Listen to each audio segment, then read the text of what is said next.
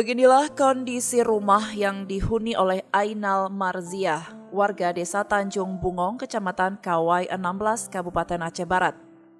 Ia bersama keluarganya terpaksa bertahan hidup di rumah yang tidak layak huni akibat dari himpitan ekonomi. Ainal bersama keluarga sangat ingin tinggal di rumah yang layak huni, namun apa daya, nasib yang membuat keluarga miskin itu terpaksa hidup sederhana di rumah yang cukup memprihatinkan.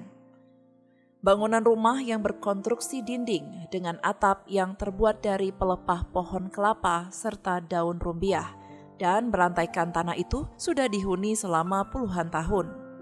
Ainal bersama suaminya yang sehari-hari bekerja sebagai kuli pengrajin batu bata di desa tersebut belum mampu untuk mewujudkan keinginan anaknya untuk tinggal di rumah yang layak huni.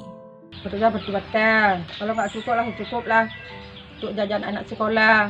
Kasihan anak sekolah kalau nggak ada kawan nasi rumah, udahlah ke anak sekolah bermaju. Inilah nasi rumah sini atap nggak ada, bocor. Ini dinding papan nggak bagus dari pemerintah.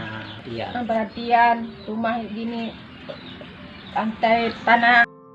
Meski belum mendapatkan bantuan rumah dari pemerintah, namun itu tidak membuat Ainal putus asa dan terus berusaha untuk membahagiakan keluarga kecilnya. Dengan harapan suatu saat nanti ada keajaiban yang dapat mengabulkan impian keluarga mereka untuk dapat hidup di rumah yang layak huni. Dari Aceh Barat, Orian Saputra melaporkan untuk Puja TV Aceh.